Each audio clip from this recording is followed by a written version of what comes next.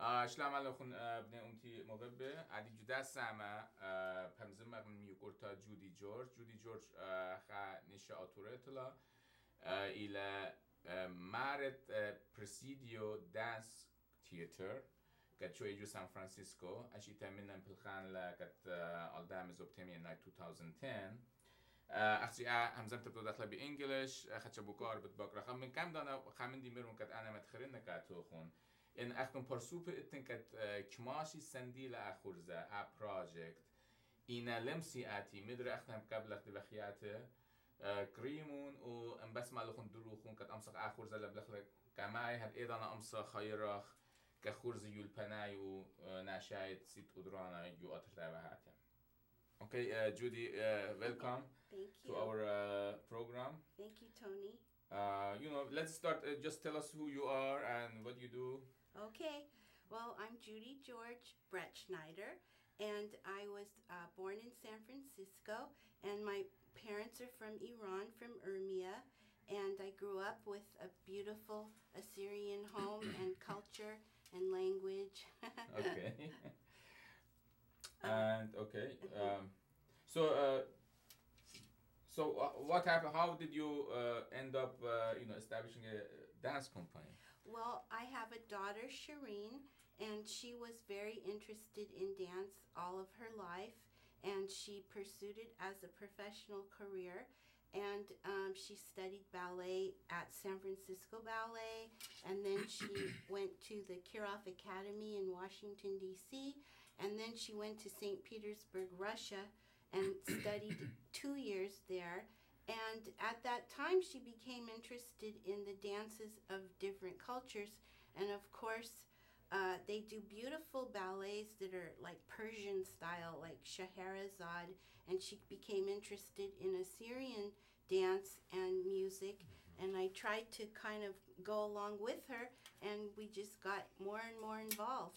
So when was this dance company established? We started, I started a program in the San Francisco Public Schools for children that were underserved, and we gave free dance classes beginning in 1999, and in 2005, we were able to open a dance school in the Presidio, and from there we've grown into a youth company, and then we added an adult company, and now we have a multi-generational company. Mm-hmm. When I was, you invited me, I came to one of your shows, I really it blew my mind. We seeing all these colorful costumes with all different cultures, Armenian dance, Assyrian dance, Chinese, Japanese, all Turkish dance. I never seen something.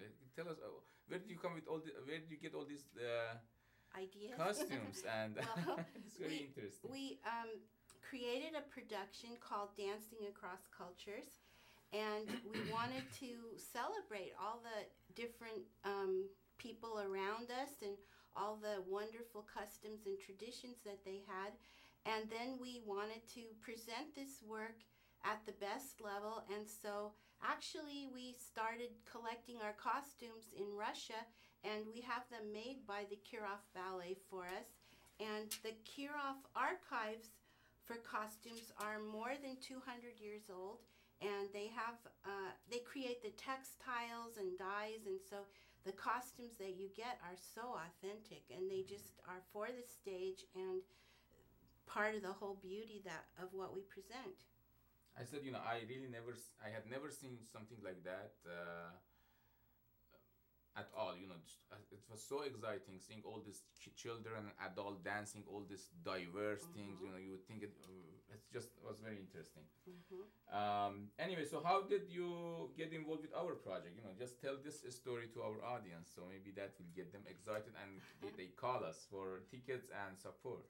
Well, I started, we were invited with Narcy to the first Narcy's Taste of the Mediterranean, and then several years after, we would put on a short dance presentation, and then I heard that, you started this format for the Gallo Center, Mesopotamian Nights, and I think that it was very exciting to have the opportunity to present a professional format in a venue that is just made for really pleasing audiences with the sound, with the lighting, and so we have been working with Amit Lulechi, who's he calls himself a Mesopotamian choreographer, and he's helped Shireen create choreography for the event, and I think it's going to turn out really beautiful. And it's just, we're very excited to share the evening with Assyrian artists and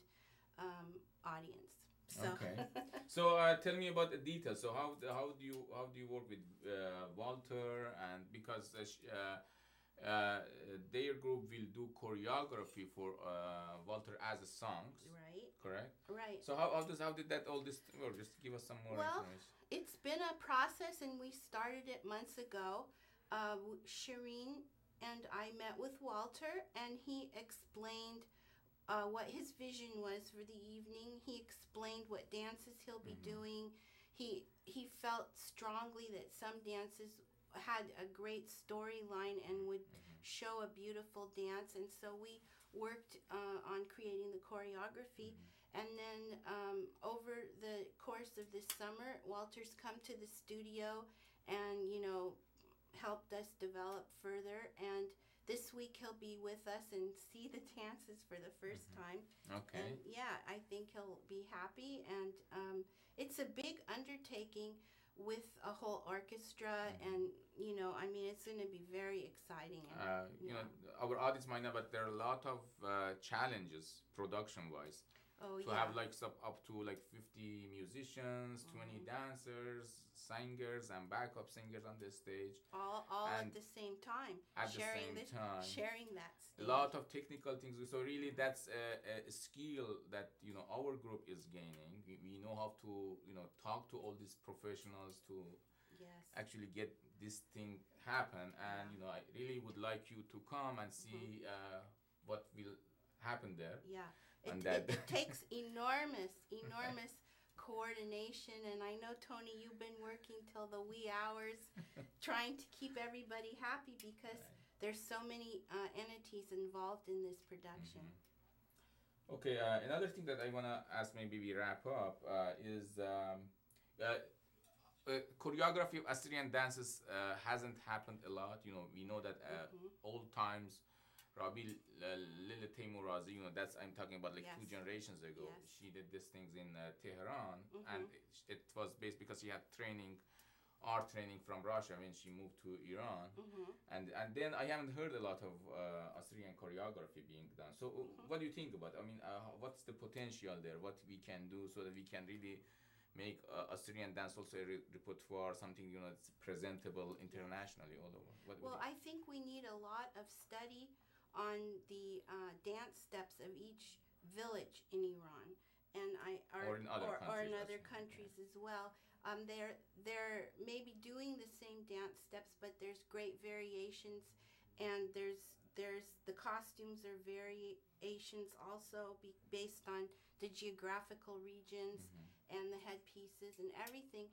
And so it would be really great to make a study, and I have been involved in this for a few years now, and I am working with some amazing people who are dedicated and passionate to preserve for our culture, so that all the children being born here aren't really close to the motherland and aren't having the exposure, and if it's not saved in another generation or two, I think it will be gone. So by you coming and supporting this concert, you'll be helping preserve our Assyrian culture.